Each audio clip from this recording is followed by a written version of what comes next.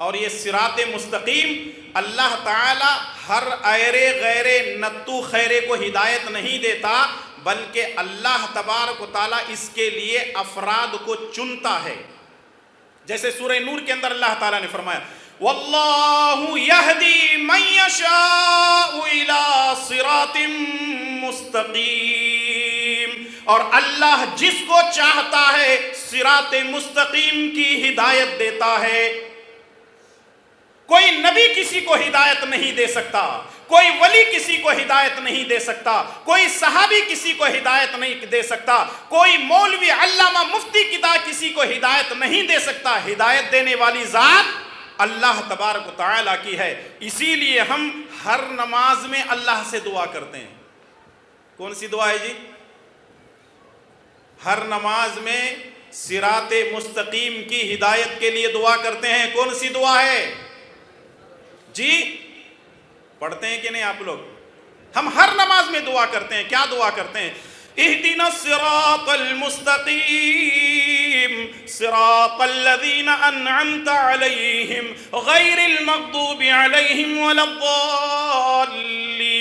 اہدنا الصراط المستقیم، اے اللہ ہمیں سیدھے راستے کی ہدایت عطا فرما۔ صراط الذین انعمت علیہم، ان لوگوں کے راستے پر چلا جن پر تو نے انعام و اکرام کیا ہے۔ غیر المغضوب علیہم ولا الضالین، ان لوگوں کے راستے پر نہ چلانا جن پر تیرا غضب نازل ہوا، ان لوگوں کے راستے پر نہ چلانا جن کو تو نے گمراہ کر دیا ہے۔ اور آخر میں کہنے والا کہتا ہے آمین۔ آمین کا مطلب ہے اے اللہ میری دعا کو قبول فرما۔ دعا کریں اللہ تبارک و تعالی ہمیں شیطانی راستے سے بچنے اور صراط مستقیم پر زندگی گزارنے کی توفیق نصیب فرما، آمین۔ تو ابلیس نے کیا کہا؟ اے اللہ تیرے سیدھے راستے پر میں بیٹھ جاؤں گا۔ اچھا یہ بیٹھے گا تو آگے کیا کرنے والا ہے؟ اب اس پر غور کرتے ہیں۔ ثم لآتینہم من بین ایدیہم ومن خلفہم وعن ایمانہم وعن شمائلہم ولا تجد اکثرہم شاکرین۔ صراط مستقیم پر بیٹھا ہوا ہے، اب کیا کر رہا ہے؟ ذرا یہ دیکھیے شیطانی راستے کیسے ہیں۔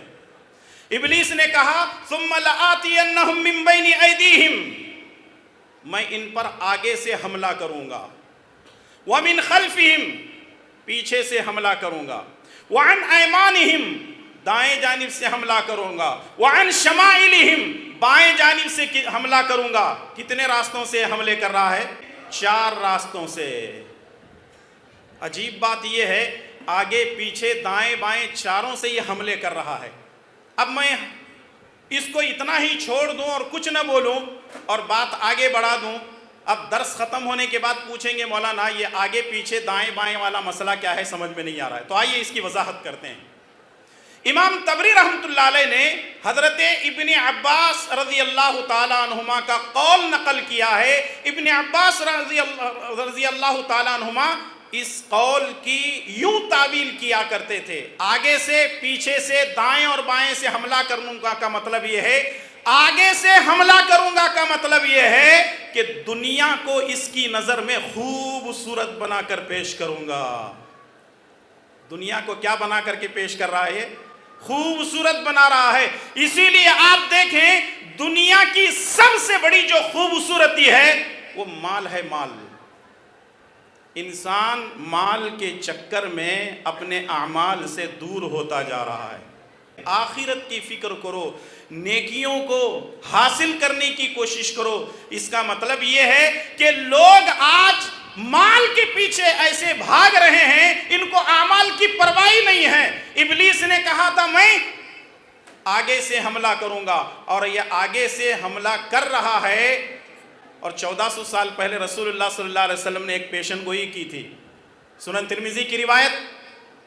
اللہ کے نبی صلی اللہ علیہ وسلم نے فرمایا تھا ان لکل امت فتنہ وفتنۃ امتی المال، ہر امت کا ایک فتنہ رہا ہے، میری امت کا فتنہ مال ہے، مال۔ یہ امت تباہ ہوگی کس کی وجہ سے؟ کس کی وجہ سے؟ اسی لیے آپ دیکھو مارکیٹ میں کچھ لوگ بیٹھے ہوئے ہیں، وہ مشہور ہیں ٹوپیاں ڈالنے کے واسطے۔ میں اسی لیے کہتا ہوں لوگوں کے ٹوپی ڈالنے سے پہلے خود ٹوپی پہن لو۔ لوگ ٹوپی ڈالنے کے لیے تیار بیٹھے ہیں، ارے لوگ مال حلال اور حرام کی تمیز ختم ہو چکی ہے۔ معاف کرنا اس جملے پر، لوگ مسجدوں اور مدرسوں کا نہیں چھوڑ رہے ہیں، میرا اور آپ کا چھوڑیں گے؟ لوگ مال کے چکر میں اپنے اعمال کو برباد کر رہے ہیں۔ اس لیے میرے بھائی اور دوستوں، مائی اور بہنیں، اعمال کی فکر کریں۔ ابلیس نے کہا آگے سے حملہ کروں گا۔ بہت ساری چیزیں اس زمانے میں آ سکتی ہیں، وقت کم ہے، اپنی بات کو میں آگے بڑھا رہا ہوں۔ ابلیس نے کہا آگے سے حملہ کروں گا۔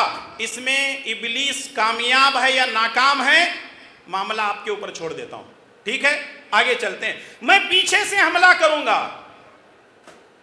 یہ پیچھے ہمارے کیا ہے؟ ہمارے پیچھے آخرت ہے۔ ہماری آخرت کب شروع ہوتی ہے؟ جب ہم آنکھ بند کر لیتے ہیں ہماری آخرت شروع ہو جاتی ہے۔ پیچھے سے حملہ کروں گا کا مطلب یہ ہے آخرت کی فکر کو اس کے ذہن و دماغ سے نکال دوں گا، اور آج یہی ہو رہا ہے۔ انسان کو پرواہ نہیں ہے آج، اور خاص کر کے مسلمانوں کو پرواہ نہیں ہے آخرت کے بارے میں۔ یہاں تک کہ قبر کے عذاب کے بارے میں 2-3 خطبے ہو گئے، جہنم کے بارے میں خطبے ہو گئے، محشر کے بارے میں خطبے ہو گئے، تو ہمارے نوجوان کہنا شروع کر دیتے ہیں مولوی صاحب ذرا ٹاپک چینج کرو نا، یہ کیا خبر، کیا عذاب اور کیا جہنم، اور انہیں لوگ سننا بھی پسند نہیں کر رہے ہیں آج۔ آخرت کی پرواہ نہیں ہے۔ آگے سے حملہ کروں گا، دنیا کو خوبصورت بناؤں گا، پیچھے سے حملہ کروں گا، فکر آخرت نکال دوں گا، دائیں جانب سے حملہ کروں گا۔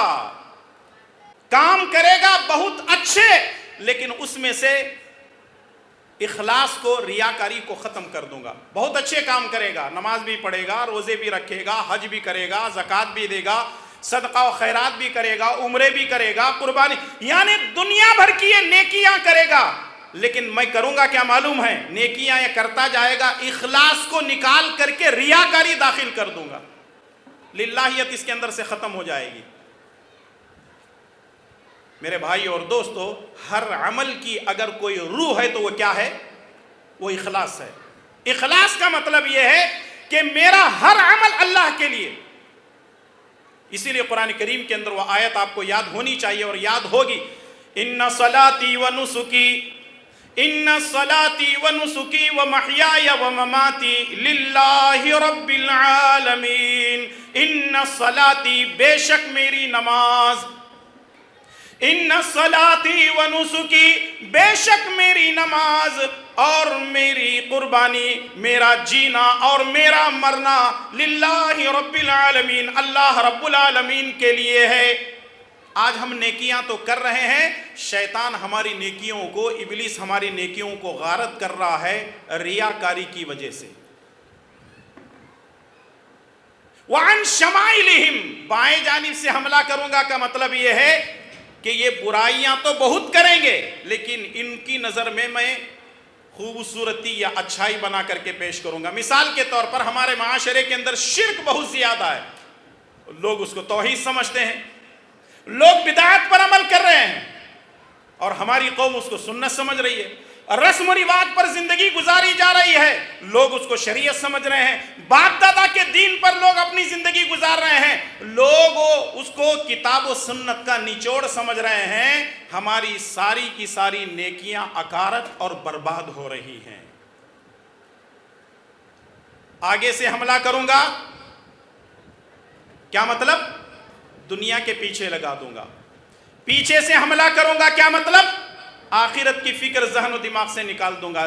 دائیں جانب سے حملہ کروں گا، کام اچھے کرے گا، ریاکاری کو داخل کر دوں گا، اور بائیں جانب سے حملہ کروں گا کا مطلب یہ ہے کہ یہ کام پورے کے پورے گندے اور کبیرہ گناہ کرے گا، میں اس کی نظر میں خوبصورت بنا کر پیش کروں گا۔ 4 راستوں سے ابلیس حملہ کر رہا ہے۔ کہاں سے؟ 4 راستوں سے، آگے سے، پیچھے سے، دائیں اور بائیں سے میں حملہ کروں گا، لیکن یہ 2 راستے تو بھول ہی گیا۔ کون سے ہیں جی 2 راستے؟ جی اوپر نیچے، لیکن ہیں کون سے؟ ذرا آئیے اس کو سمجھنے کی ہم کوشش کرتے ہیں۔ ایک مصر کے ایک بہت بڑے شیخ ہیں، شیخ الشنقیطی، انہوں نے اپنی تفسیر کے اندر لکھا ہے کہ 4 راستوں سے ابلیس حملے کر رہا ہے، لیکن 2 راستے اس نے چھوڑے نہیں ہیں۔ اللہ کی رحمت ہمارے ساتھ ہے کہ اللہ تعالیٰ نے 2 راستے اس کو بھلا دیے۔ وہ 2 راستے کون سے ہیں؟ ایک اوپر والا راستہ، دوسرے نیچے والا راستہ۔ اوپر والا راستہ دعا کا ہے، نیچے والا راستہ سجدے کا ہے۔ یعنی اگر کوئی آدمی شیطان کے 4 راستوں سے بچنا چاہتا ہے تو وہ اللہ کے بتائے ہوئے 2 راستے پر عمل کر لے۔ نیچے والا راستہ کتنا عظیم ہے۔ اللہ کے پیارے نبی صلی اللہ علیہ وسلم نے فرمایا اقرب ما یکون العبد من ربہ وہو ساجد فاکثر الدعاء۔ صحیح مسلم کی روایت، نبی صلی اللہ علیہ وسلم نے فرمایا بندہ اپنے رب کی رحمت کے نزدیک اس وقت ہوتا ہے جب وہ حالت سجدے میں پہنچتا ہے، اپنی پیشانی اور اپنی ناک کو رگڑ کر یہ کہتا ہے سبحان ربی الاعلی، اے اللہ تیری ذات تو بڑی پاک ہے۔ بندہ رب کے سامنے اپنی پیشانی اور ناک کو رگڑ کر یہ اقرار کرتا ہے اللہ اکبر، اے اللہ تو ہی بڑا ہے، تیرے سامنے کوئی بڑا نہیں ہو سکتا۔ اس لیے زندگی میں سجدے کیا کرو، اور سجدوں سے اللہ کا تقرب حاصل ہوتا ہے۔ رسول اللہ صلی اللہ علیہ وسلم نے فرمایا، السلسلۃ الصحیحہ کی روایت ہے، جب بندہ سجدہ کرتا ہے تو شیطان کونے میں بیٹھ کر روتا ہے۔ حدیث پر غور کیجئے گا، جب بندہ بنی آدم سجدہ کرتا ہے تو شیطان پہلے اس کو روکنے کی کوشش کرتا ہے، لیکن پھر بھی وہ جا کر کے سجدہ کرتا ہے تو ابلیس شیطان روتا ہے اور کہنے لگتا ہے مجھے بھی ایک سجدہ کرنے کا حکم دیا گیا تھا، مجھے بھی ایک سجدہ کرنے کا حکم دیا گیا تھا، میں نے سجدہ نہیں کیا۔ بنی آدم کو دیکھ لو، اس کو سجدے کا حکم دیا گیا، یہ سجدے پہ سجدہ کیا جا رہا ہے۔ وہ ایک سجدہ، علامہ اقبال نے کہا تھا کہ وہ ایک سجدہ جسے تو گراں سمجھتا ہے، 1000 سجدوں سے دیتا ہے آدمی کو نجات۔ امام ابن قیم رحمۃ اللہ علیہ فرماتے ہیں اگر مجھے پتہ چل جائے کہ اللہ نے میری زندگی کا ایک سجدہ قبول کر لیا ہے، رب کی قسم ہے آج کے بعد میں سجدے کرنا چھوڑ دوں گا۔ اللہ اکبر، ایک سجدہ اگر اللہ کو پسند آ جائے میرے بھائی اور دوستو، اللہ کی قسم ہے رب کی رحمت کے لیے کافی ہے۔ لیکن سجدے کرتے رہنا ہے۔ کون سا سجدہ اللہ کو پسند آ جائے سوائے اللہ تعالیٰ کے کوئی نہیں جانتا ہے۔ 4 راستوں سے بچنے کے لیے ایک راستہ سجدے کا ہے اور دوسرا راستہ دعا کا ہے۔ اور دعا کیا ہے؟ دعا کیا ہے؟ قرآن کریم کے اندر اللہ تعالیٰ نے مختلف مقامات پر بیان فرمایا ہے وَإِذَا سَأَلَكَ عِبَادِي عَنِّي فَإِنِّي قَرِيبٌ أُجِيبُ دَعْوَةَ الدَّاعِ إِذَا دَعَانِ فَلْيَسْتَجِيبُوا لِي وَلْيُؤْمِنُوا بِي لَعَلَّهُمْ يَرْشُدُونَ اَمَّنْ يُجِيبُ الْمُضْطَرَّ إِذَا دَعَاهُ وَيَكْشِفُ۔ قرآن کریم کی بے شمار آیتیں ہیں۔ اللہ نے فرمایا جب کوئی مصیبت کوئی پریشانی آئے تو مجھ کو پکارو۔ شیطان سے پریشان ہے مجھ کو پکارو، ابلیس سے پریشان ہے مجھے پکارو، انسانوں سے پریشان ہے مجھے پکارو، وسوسے آ رہے ہیں مجھے پکارو۔ یعنی شیطان کے ہر حربے سے بچنے کے لیے کس کو پکارنا ہے؟ اللہ تبارک و تعالیٰ کو پکارنا ہے۔ یعنی شیطانی 4 راستوں سے بچنے کے لیے کتنے راستے اختیار کرنے ہیں؟ 2 راستے۔ اب یہ 2 راستوں پر چلنے کے لیے ایک کام کرنا ہے۔ ابلیس نے کہا میں 4 راستوں سے حملہ کروں گا، آگے سے، پیچھے سے، دائیں اور بائیں سے۔ 2 راستے اللہ تبارک و تعالیٰ نے اپنی رحمت سے بچا لیے ہیں، ایک نیچے والا راستہ سجدے کا اور دوسرے اوپر والا راستہ دعا کا۔ ان 2 راستوں پر عمل کرنے کے لیے ایک کام کرنا ہے، نماز۔ کیا بہترین جواب ہے ماشاءاللہ۔ کیا کرنا ہے؟ کیا کرنا ہے؟ نماز اگر آپ کہیں گے تو یہ محدود ہو جائے گا، یعنی لیمیٹڈ ہو جائے گا، اس کو آپ ان لمٹ کر دیں۔ عبادت کرنا ہے، عبادت میں نماز، روزہ، حج، زکوٰۃ، صدقہ، خیرات، قربانی، ساری کی ساری چیزیں آ جائیں گی۔ تو بتانے کا مقصد یہ ہے کہ صراط مستقیم صرف ایک راستہ ہے، شیطانی کئی ایک راستے ہیں، تو اس لیے ہم کو صراط مستقیم پر زندگی گزارنا ہے۔